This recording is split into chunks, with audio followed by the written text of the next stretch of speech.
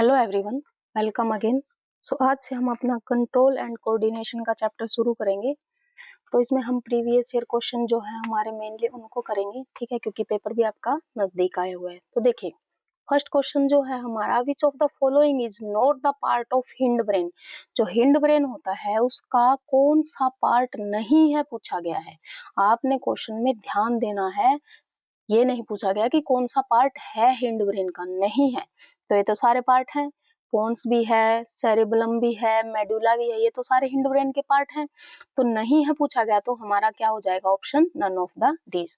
Sensory जो neurons हैं वो पास करते हैं इंफॉर्मेशन को, किसके पास पास करते हैं, हमारे सेंसरी न्यूरॉन ब्रेन के पास। Which of the following hormone inhibit the growth. जो कौन से हार्मोन होते हैं जो ग्रोथ को रोक देते हैं। बेसिकली ये किसके अंदर ज्यादातर पाए जाते हैं, हमारे प्लांट्स के अंदर। तो इनमें से तो ऐसा कौन सा भी नहीं है जो हमारी जो ग्रोथ को क्या करेगा, इनहिबिट करेगा प्लांट्स की, क्योंकि ये सारे तो क्या करते हैं, ग्रोथ को प्रोड्यूस करते हैं, मतलब बढ़ाते हैं, इंक्रीज करते हैं। तो इसमें से हमारा नन ऑफ द दीज हो जाएगा, क्योंकि ग्रोथ को कौन कौन बढ़ाता है, ऑक्सिन हो जाएगा हमारा, गिबरेलिन हो जाएगा हमारा, साइटोकाइनिन हो गए। ठीक है, नेक्स्ट क्वेश्चन देखिए, which plant hormone help in the growth of stem. अब फिर ये पूछ लिया कि कौन से ग्रोथ में हेल्प करते हैं। एक में ये पूछा हुआ है कि कौन से ग्रोथ में हेल्प नहीं करते हैं, रोकते हैं। तो ऐसा तो कोई नहीं था उनमें। तो हमारे जो हेल्प कौन कौन से कर रहे हैं, growth of the stem, stem की मेनली किसकी पूछी हुई है, स्टेम की। तो हमारा गिबरेलिन हो जाएगा। विच of the following hormone promote the growth in plant. तो ग्रोथ तो सब कोई करता है, जैसे गिबरेलिन भी है, ऑक्सिन भी है, साइटोकाइनिन भी है, लेकिन मेनली स्टेम की कौन बढ़ाता है, gibberellin. Which of the following gland secret growth hormone. जो हार्मोन ग्रोथ हार्मोन होते हैं जो सीक्रेट करता है, वो कौन सा ग्लैंड होता है, हमारा पिट्यूटरी। ये है एनिमल मतलब ह्यूमन के अंदर, ठीक, और ये हमारी प्लांट के अंदर था। अब नेक्स्ट क्वेश्चन देखिए, the centre associated with hunger, hunger से, भूख से कौन सा सेंटर जुड़ा होता है, हमारा fore brain. Spinal cord is protected by, जो स्पाइनल कॉर्ड होती है हमारी, वो कौन प्रोटेक्ट करता है, हमारा वर्टेब्रल कॉलम। ठीक है, स्पाइनल कॉर्ड को कौन प्रोटेक्ट करता है, वर्टेब्रल कॉलम। अब देखिए, ये आपने क्या करना है, इसका वैसे तो पूछ नहीं सकते, फिर भी अगर देते तो जो ये आपको दिखाया हुआ है, जैसे आपने कोई भी हॉट ऑब्जेक्ट को टच किया है तो हमारे पास कैसे मैसेज जाते हैं, कैसे आप रिस्पॉन्ड करते हो, तो उसका ऑर्डर पूछा हुआ है। तो सबसे पहले हम क्या करते हैं, रिसेप्टर होता है, वो हमारी सेंसरी न्यूरॉन को मैसेज भेजेगा, वहां से स्पाइनल कॉर्ड में जाएगा, मोटर न्यूरॉन में जाएगा, फिर मसल को वहां से मैसेज आएगा, तो मसल वहां से क्या करेंगे, आपके हाथ को हटा लेंगे। नेक्स्ट क्वेश्चन देखिए, जो ड्रोफिज्म होता है, बोनापन होता है, वो किसकी डेफिशिएंसी की वजह से होता है, तो ग्रोथ हार्मोन की वजह से। स्पाइनल कॉर्ड कहाँ प्रोटेक्टेड होती है, किसके द्वारा प्रोटेक्टेड होती है, हमारी वर्टेब्रल कॉलम के अंदर। अब नेक्स्ट क्वेश्चन देखिए, releasing hormone are secreted from, तो हाइपोथैलेमस, रिलैक्सिंग होगा ये। Which of the following gland secrete both hormones and enzyme. जो हमारा पेनक्रियाज है वो क्या करता है, हार्मोन और एंजाइम दोनों के दोनों सीक्रेट करता है। तो आपसे पूछ सकते हैं ऐसी कौन सी ग्लैंड है जो हार्मोन एंड एंजाइम को सीक्रेट करती है, तो पेनक्रिया।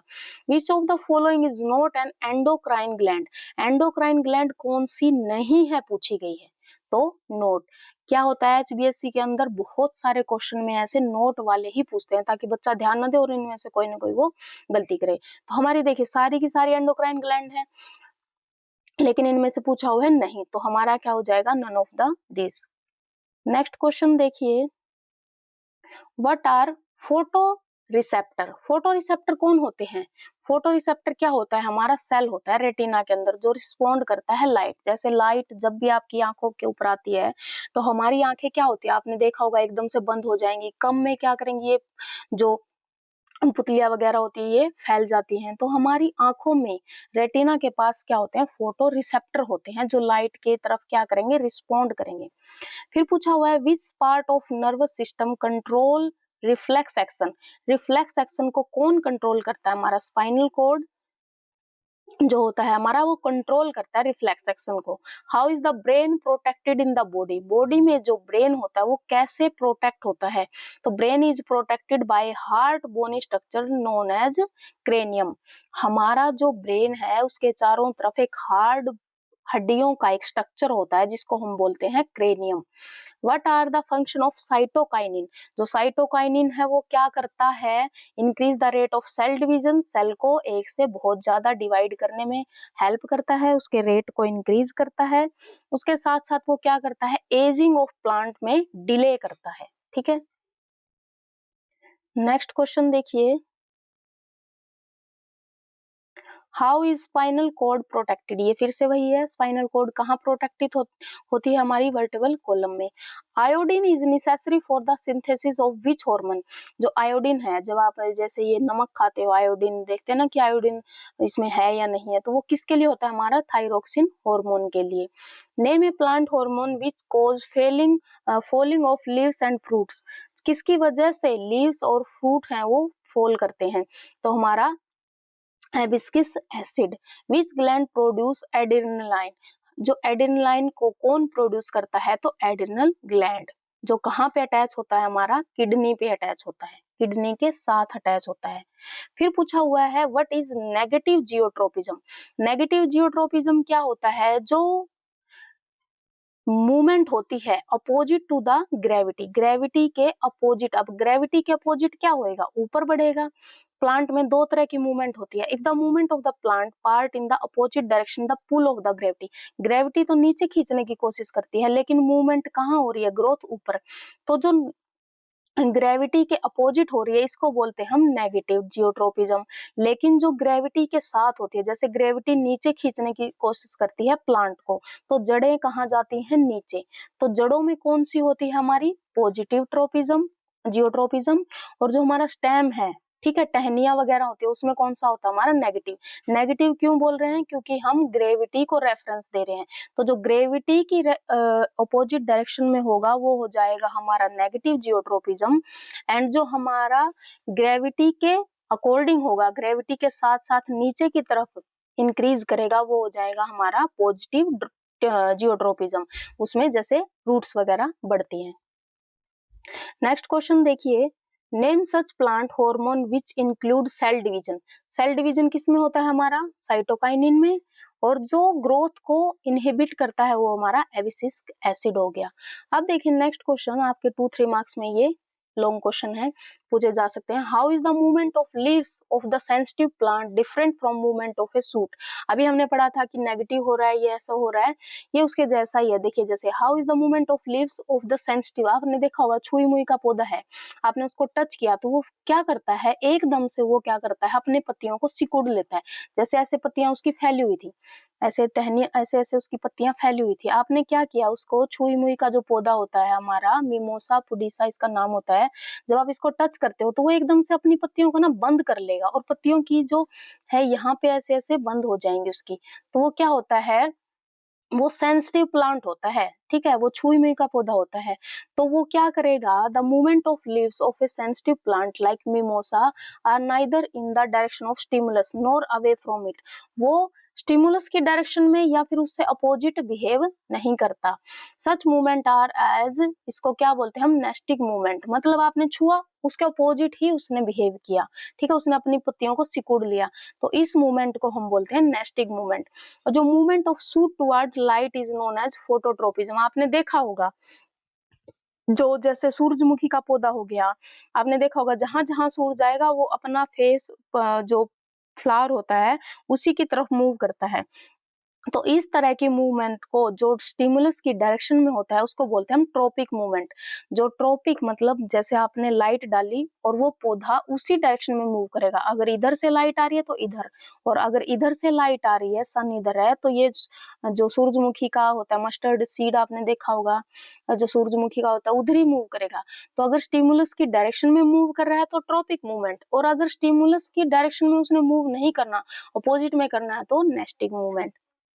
ठीक है, नेक्स्ट क्वेश्चन देखिए, why is the use of iodised salt advisable advisable? जैसे आपने देखा होगा कि जो हमें एड वगैरह भी आती है कि आपने आयोडीन युक्त नमक ही खाना चाहिए। किस वजह से? क्योंकि हमारी जो थायरोक्सिन ग्लैंड होती है, ठीक है, उसके लिए ये क्या होता है, हेल्पफुल होता है। तो आपने क्या लिखना है, जो आयोडाइज्ड कॉमन साल्ट होता है, कंटेन साल्ट ऑफ आयोडीन, उसमें आयोडीन होता है। आयोडीन क्यों रिक्वायर है, for the synthesis of thyroxine hormone in the thyroid gland. Thyroxine is vital hormone which control carbohydrate, fat and protein. जो थायरोक्सिन है, hormone है, वो क्या करता है, कार्बोहाइड्रेट को, फैट को एंड प्रोटीन को क्या करता है, कंट्रोल करता है। डेफिशिएंसी, अगर हमें थायरोक्सिन की डेफिशिएंसी होगी तो हमें कौन सी जो बीमारी होती है, गोइट्रे।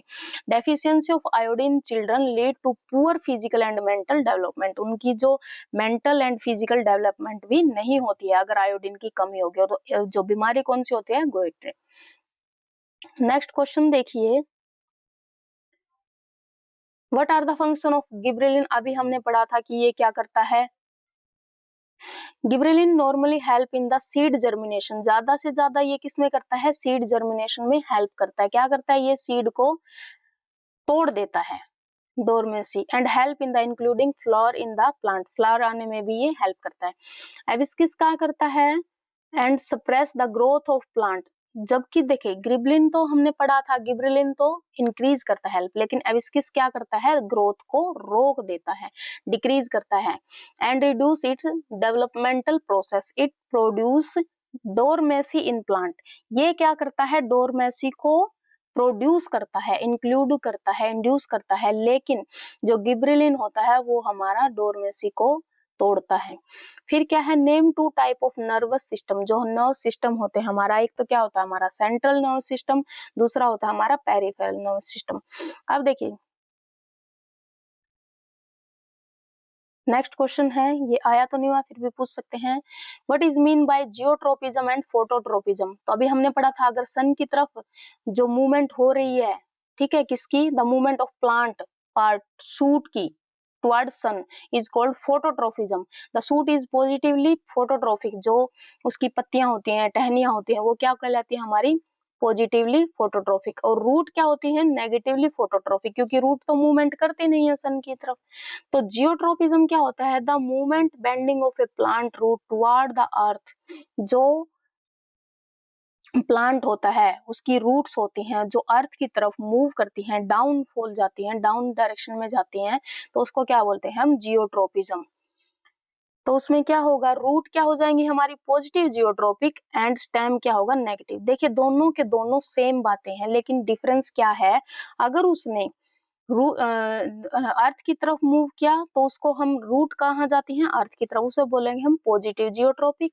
एंड जो स्टेम है वो ऊपर की तरफ मूव करता है तो उसे बोलेंगे हम नेगेटिव जियोट्रोपिक। जबकि जो फोटोट्रोफिज्म में इसका उल्टा होगा, प्लांट का आपने देखा होगा, तना है, जो शूट है, पत्तियां हैं, वो कहाँ जाएंगी, लाइट की तरफ जाएंगी, तो उसे बोलेंगे हम पॉजिटिव फोटोट्रोपिक। और जो रूट है वो धरती की तरफ जाती हैं तो उसे बोलेंगे हम नेगेटिवली फोटोट्रोपिक। फिर देखिए नेक्स्ट क्वेश्चन देखिए, विच gland secret the growth hormone. कौन से ग्लैंड है जो ग्रोथ हार्मोन को सीक्रेट करते हैं। What happen due to the deficiency and excess of the hormone. अगर डेफिशिएंसी हो जाए तो उसकी वजह से क्या इफेक्ट पड़ेगा, अगर एक्सेस हो जाए तो उसकी वजह से भी क्या इफेक्ट पड़ेगा। तो ह्यूमन बीइंग के अंदर जो हमारा पिट्यूटरी ग्लैंड होता है, जो हमारा पिट्यूटरी ग्लैंड होता है वो क्या सीक्रेट करता है, ग्रोथ हार्मोन को, जिसकी वजह से हमारी हाइट बढ़ती है, बोन की लेंथ बढ़ती है, मसल ग्रोथ होती है।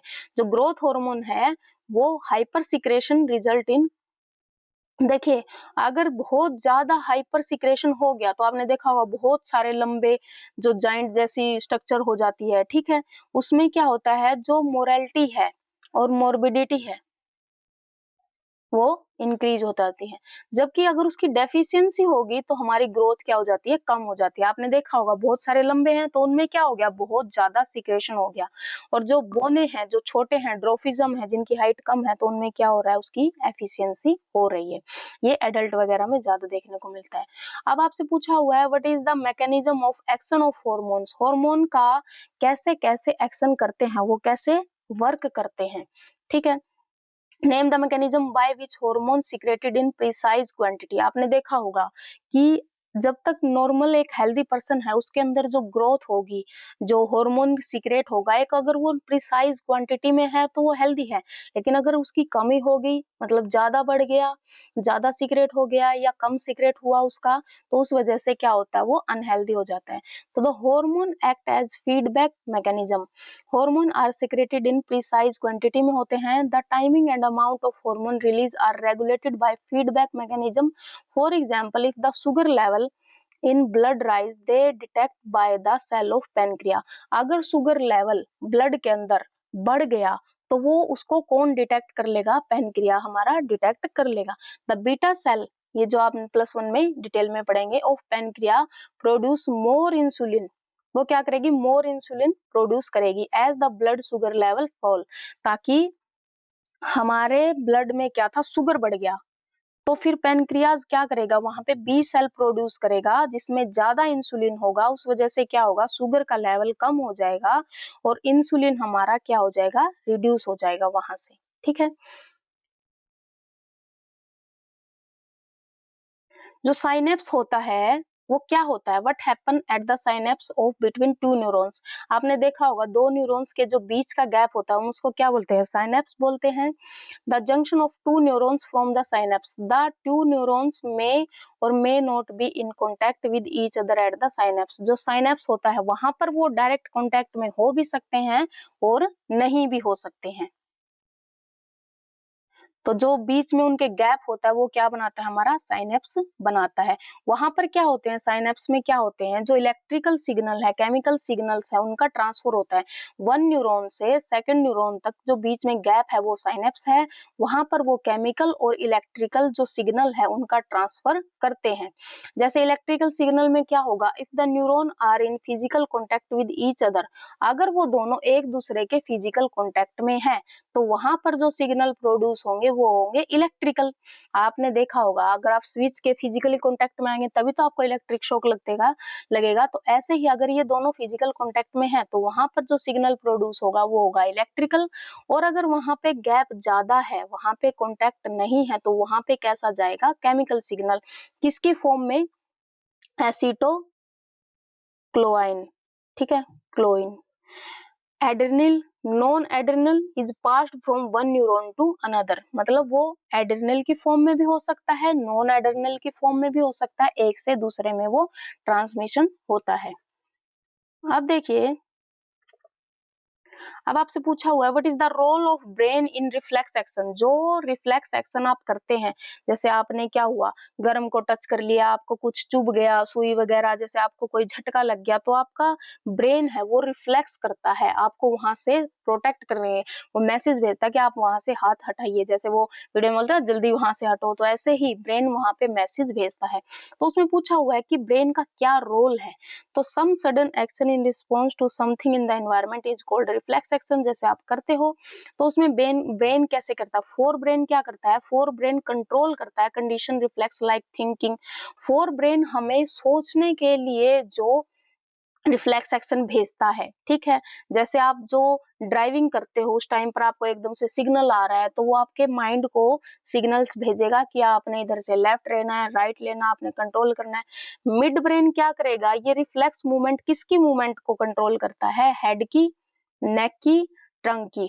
मूवमेंट ऑफ आई मसल, जो आई मसल है उनको कॉन्ट्रैक्ट करना है, कब उनको रिलैक्स करना है। Changes in size of प्यूपिल, shape of eye lens.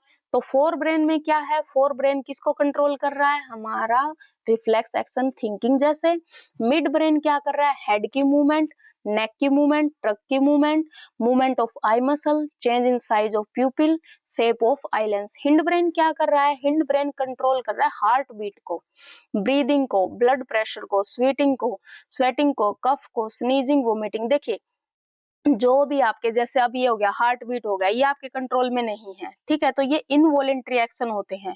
Breathing हो गया, सांस लेना है, ब्लड प्रेशर है, आप इसको कंट्रोल नहीं कर सकते, स्वेटिंग है, कफ है, स्नीजिंग है, वोमिटिंग है। तो जितने सारे इनवॉलेंट्री एक्शन है उनको कौन कंट्रोल करता है, हमारा हिंड ब्रेन, मेडुला भी इसको बोल सकते हैं।